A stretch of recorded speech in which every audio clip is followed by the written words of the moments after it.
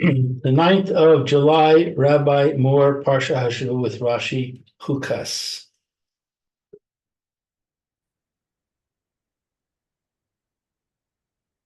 Afternoon, Mayor. Good afternoon, Lou. It's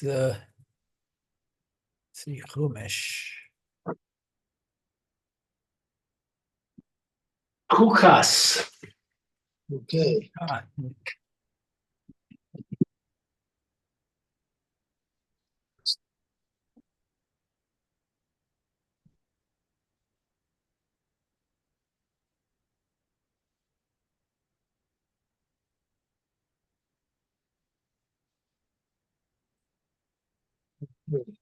Good. Now, let's go.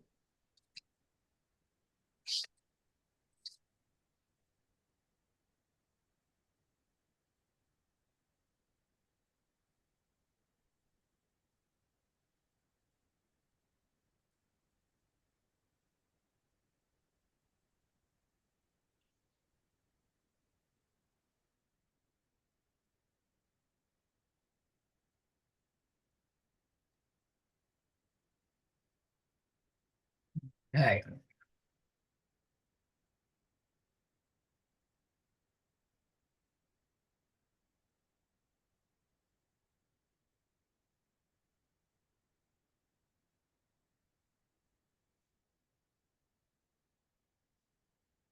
Mhm. Oh, we did you that Yuma. Okay. I always forget to take my markers out. Okay, let's see what's happening here. Can you hear me? We can hear you, and now we can see you. Good, fine. It's a problem with my connection. That's it. Okay, let's go. We are up to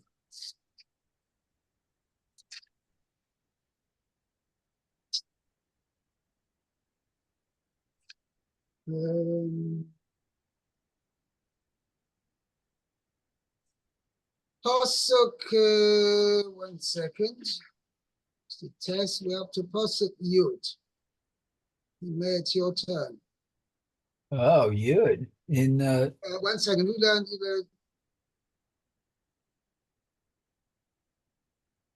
Yeah, that's what This is Yud we're at. Yeah, who read last? Don't remember now. I think Okay, because I don't remember. Okay, so decide between the two of you. Okay, well, I'll read. Okay, Pasuk Yud. Okay, Yud. It says V'kibes ha'osef et efer ha'efer ha'para et bigadav v'tamei ad ha'arev v'haita l'bnei Yisrael v'lager hagar b'tocham l'chukat olam. Okay, so this says, okay, so the one that gets gathers the ashes of the cow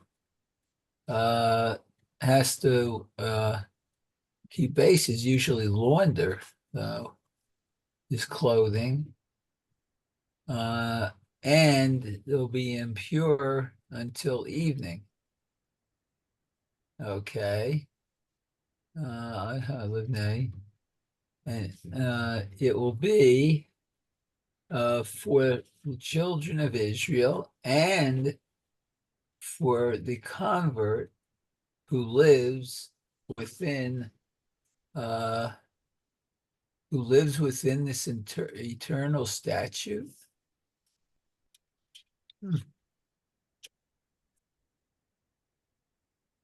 Okay. No, there's no Rashi on that I saw. To be for the Bnei Yisrael and for the proselyte who lives among them, the Chukas Olam as an everlasting statute. Okay, now continue. Pasuk Yudal. Okay, Yud Aleph. It says, Hanogea b'meit l'chol nefesh adam v'tamei shivat yamim. Okay, so whoever touches a body, a corpse, of any human, Adam, okay. Oh, nefesh, so the soul, any human soul. I Nogea guess. b'meis, b'chol nefesh adam, v'tomei shivat yamim. Somebody who comes in contact with the corpse of any human being, Okay, will be impure for he will 7 days. he'll be impure for 7 days. Okay, I want to check whether I translated that.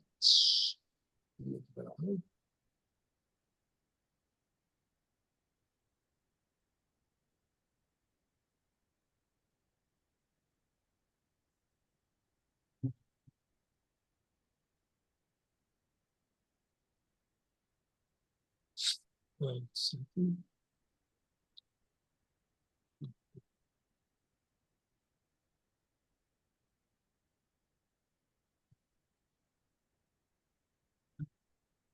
Yeah, Pasuk Yud Aleph 11. He who touches the corpse of any human being will be impure for a 7-day period. Okay. okay, you bet. Yud base. Okay, v'hu yitchatav bo v'yom hashlishi u'v'yom hashvi'i yitar v'im lo yitchatav b'yom hashlishi u'v'yom hashvi'i loti yitar. Okay, so he has to purify himself with it. With On it. the- Rashi's going to point out with it means the Yeah, what the bow is. Okay. ashes of the cow, yeah. Okay. On the 3rd and the 7th day, he will third be day. pure. Okay, he will be 7th day.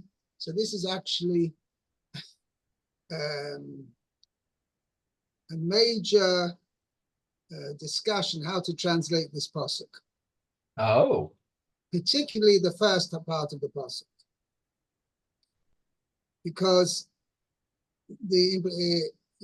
on the simple level it sounds he shall sprinkle with it on the 3rd day, and on the 7th day he will be. Now you would translate it as you wanted to translate, who will become pure. right, Okay. right. However, is problematic for 2 reasons. First of all, he has to sprinkle himself on the 3rd and 7th day, as indeed is implied at the end of the pasuk.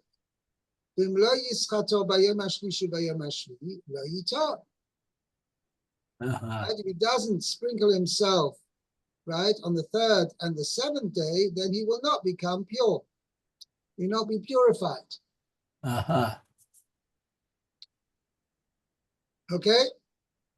Right. That's number 1. And number 2, even as on the assumption that he will become pure, but he doesn't become pure on the 7th day, he only becomes pure on the day after, meaning, not day after, meaning after sunset of the 7th day.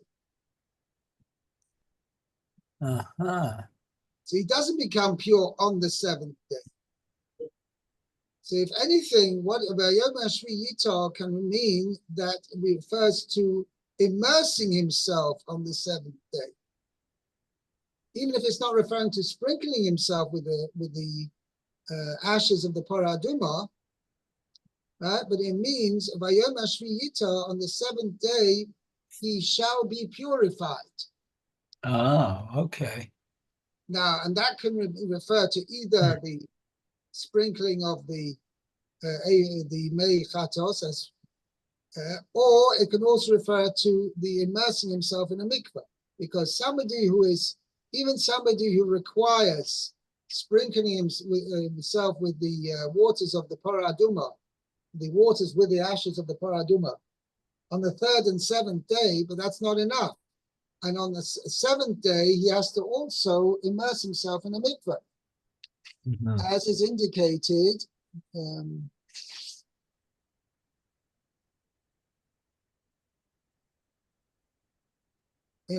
Go on to Pasuk Yud Tes.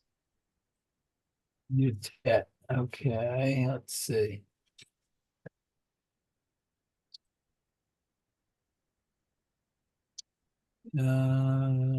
Yutet. Oh, okay. Pasuk Yud Tes, it says, "V'yizoh haTorah la'tomei, pure person shall sprinkle on the impure person on the third day and on the seventh day. V'chita oi bayom hashvi shall cleanse him." I don't know how, let's see how I translate it on that. He shall purify him on the seventh day. V'chibes begadav, he has to launder, let's see how I translate it, shall wash his clothes. Okay, he shall then wash his clothes, and this is what the other point I wanted. Varochatz b'mayim, and he has to wash himself in ritual water, in the water. V'toyer ba'erev, and he becomes Torah in the evening. So he doesn't become Torah by day. He only becomes Torah when it reaches evening, i.e., after sunset. So you see from this Pasuk Yud Tes that clearly Pshat over here, Bayom Hashvi Yitar doesn't mean he becomes pure on the seventh day, but he shall purify himself. He shall be purified on the seventh day, and that can be either one of two things referring to, either by another sprinkling or immersing himself in a mikveh. But we'll see that either way, this pasuk of Bayom Hashvi Yitar is unclear what it's referring to. Okay. So Rashi on this, it says, "Hu yitchatavo," will purify himself with it. The afer hapara. Oh, so with the ashes of the red heifer, the cow.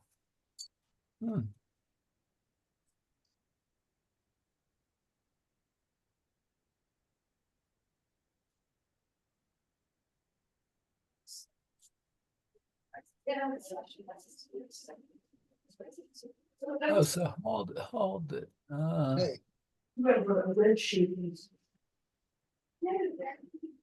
Fine. Okay, let's go on to Pasuk Yud Gimel. Lou? Yud Gimel. Ha nogea b'meis l'chol nefesh adam v'tamei shiv'as yamim. What? Shiv'as yamim. Wait. 1 second. That was, that was Yud Aleph. We're up to Yud Gimel. Oh, okay. Kol hanogea b'meis v'nefesh ha'adam asher yamus v'lo yischata es mishkan Hashem timei v'nichrisa hanefesh hahi mi Yisrael ki me nida lo zorak alav tamei yeh od tum aso bo. So let's see. Whoever touches a dead person, a dead body, a human soul will have died, and he does not purify himself. He has made the tabernacle of Hashem tamei. That person shall be cut off from Israel, because the water of sprinkling has not been thrown upon him. He shall be impure. His impurity is still upon him. Okay, Rashi, Bames benefesh, ve'eze mace. What kind of a dead body? Shel nefesh ha'adam, of the soul of a person. Lahotzi nefesh behema, to exclude the soul of an animal. She'ein tu masa tzricha haza'ah.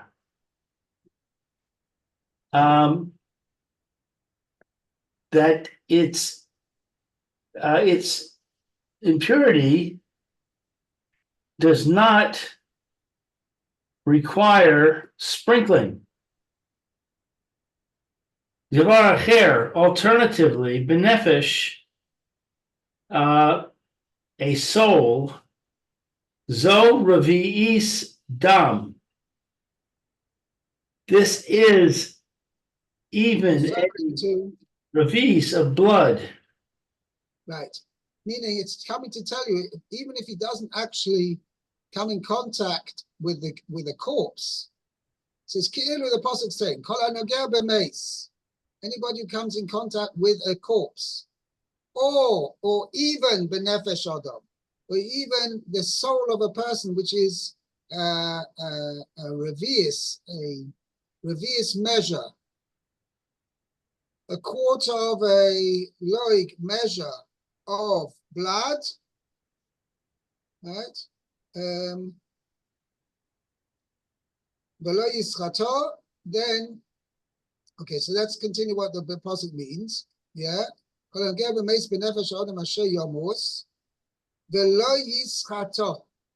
not cleanse himself, purify himself. Es mishkan Hashem timei. Im nichnas la'azara. If he enters into the courtyard, afilu bitevila, even with immersion, below hazaas shlishi ushvi'i, without sprinkling on the third and the seventh. Right. Od tum aso vo.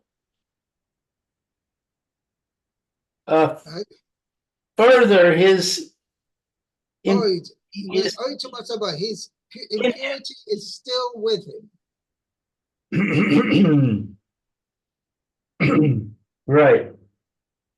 Ap al pi shitaval, even though he immersed.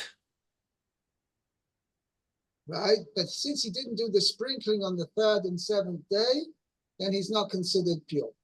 And therefore, if he enters the Beis Hamikdash in such a state of impurity, he is chayav kores. That's what it says. Okay, that soul will be cut off from Israel. It's such a serious offense. By the way, the Pasuk doesn't say what's the other way around. What happens if he sprinkled himself on the third and seventh day, but he did not immerse himself? Oh.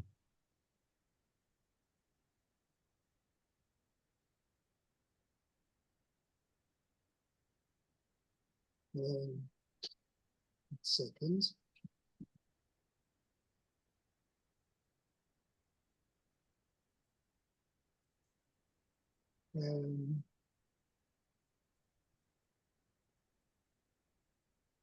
Just trying to see if it mentions this further.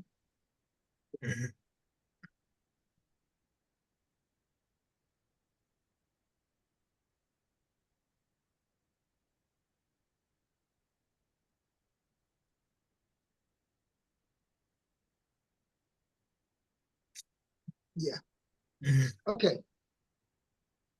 Let's continue. The chayre, if he hasn't done tefillah as well, he hasn't immersed himself in a mikveh, even if he did sprinkle himself on the third and seventh day, he is also considered still impure, and he gets chorus if he goes into the Beis Hamikdash without purifying himself. Okay, so the Kitzur, there's three parts to the purification of such a person who comes in contact with a dead person, with a corpse. By the way, this only applies if he is this din of that he requires spring on third and seventh, if he comes in contact with an av hatuma, okay, or avi avos hatuma. Okay, I'm not going to go into all the different levels of tuma, but it's suffice to say that the Maisa he only becomes tumas meis if he comes in contact with either avi avos hatuma, which like the corpse itself, or somebody who comes in contact with somebody who came in contact with the avi avos hatuma. And that person who touched the corpse is also considered av hatuma, like I was like, how do I translate av hatuma?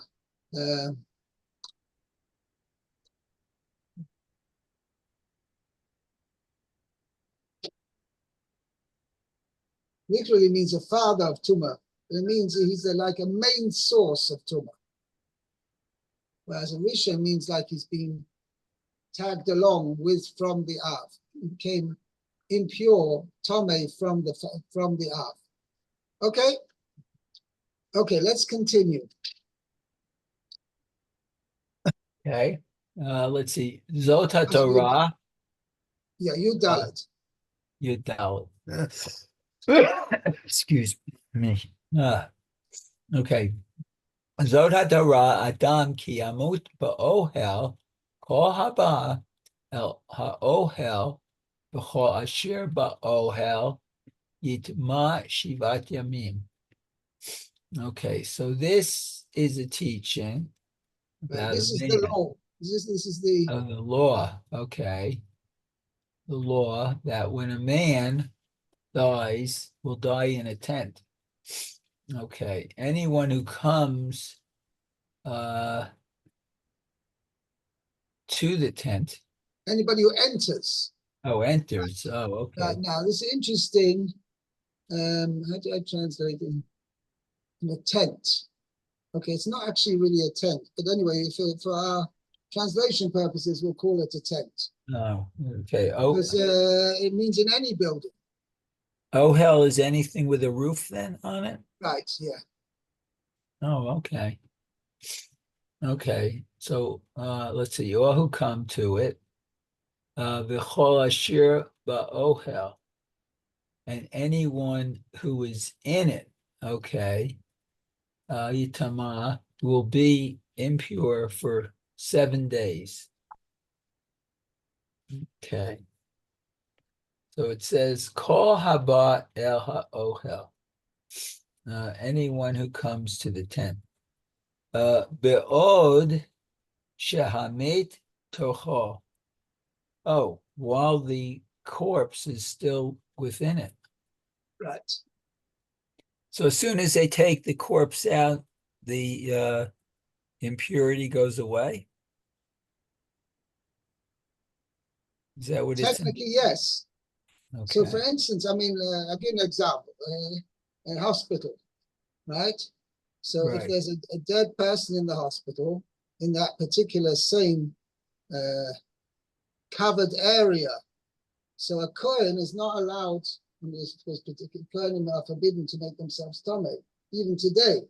even though Lamaisa, we are all considered Tomei anyway, we got Becheskas Tuma, nevertheless,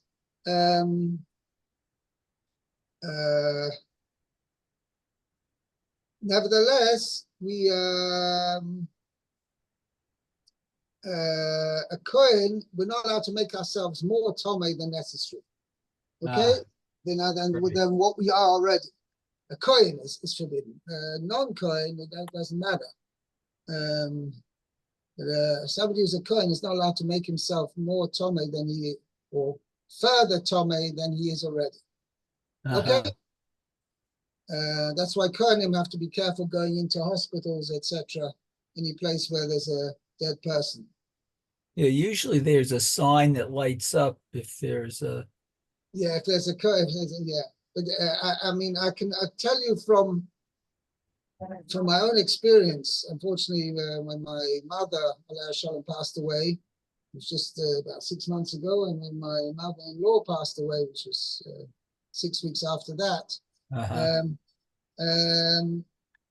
It takes, even though the Maisa, they have a special, I'm talking about in Sharet Tzedek, even though they have a special facility that where they keep the corpses, right? The morgue is halachically cut off from the rest of the hospital.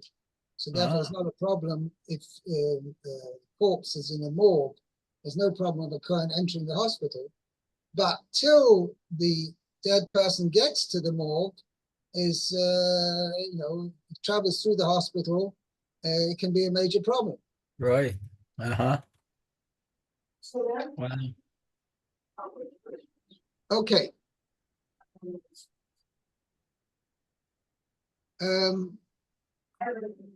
Okay, Lou, Pasuk 15.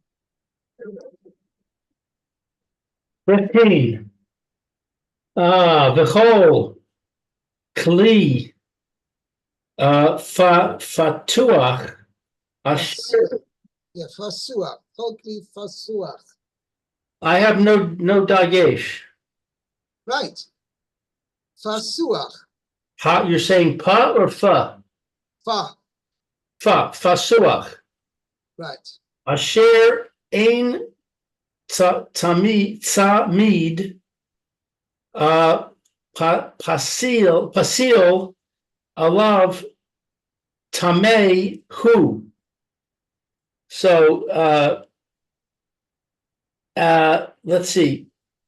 Any vessel that is open that does not have a cover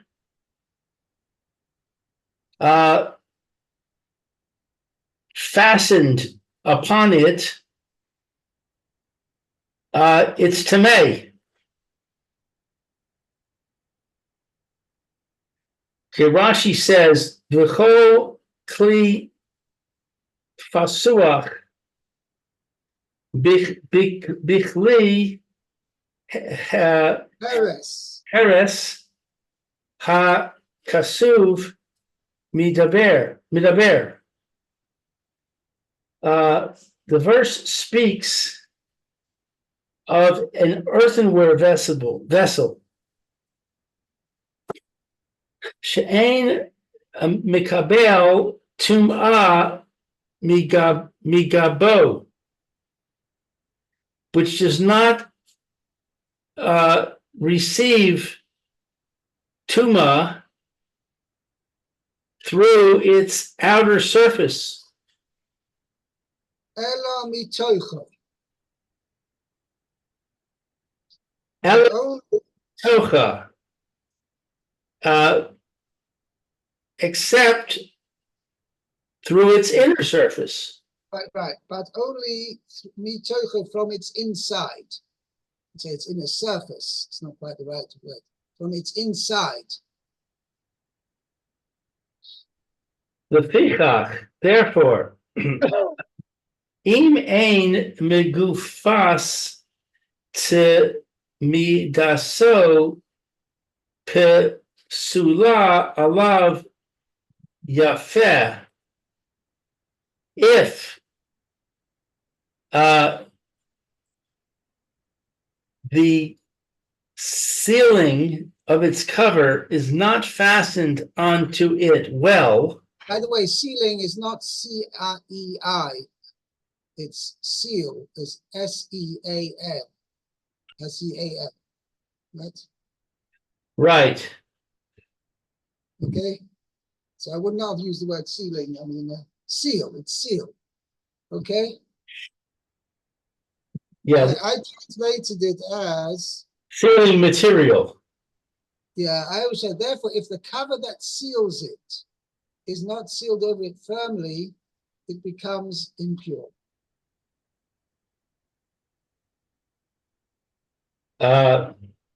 Bechibur, with a close fit. Right. Tamehu, it is tameh.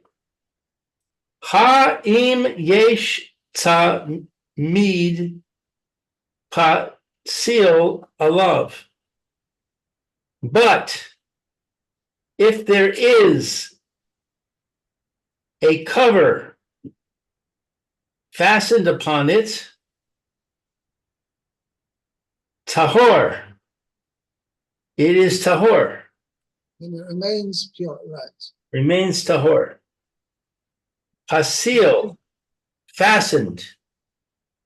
Lashon mechubar bilashon aravi. Ivri in Hebrew. I have aravi. No, No, I have Lashon Ivri. I have ayin resh bet yud. Aha. My Yeah, I see. I've got a note over here. Yosef Haller questions this reading. Usual Hebrew term is it bad. He therefore upholds the reading the first printed edition of Lashon Aravi in Arabic. I see. That's what I got a note over here. right. Okay, there's different readings. So it means Lashon Ivri or Lashon Aravi. Okay. So it means attached in according to my edition, it means attached in the Arabic language. V'chein, similarly, naftulei Elokim niftalti. I have been joined in joinings of Hashem, which means nis chabarti im achosi. I have become attached to my sister. Right. This is what don't have to tell you God Usher. Yeah, this is what Rachel said. Because Naphtali was born from from Bilhah, who was Rachel's maidservant. And so Rachel considered it as if she had had a child. So therefore she said, Naftule Elokim Niftalti. I see. Elokim Niftalti was bonds of God. I have become attached to my sister. Okay, listen, I want to go over this thing based on tomorrow, this whole concept of Kli Cheres. I'll explain it a little bit more. Okay? But that's what basically that's the process. Have a good day, Rabbi. Okay. Have a good You too. summer. Okay, be well, everyone. Thank you. Call too. Bye-bye. Bye now.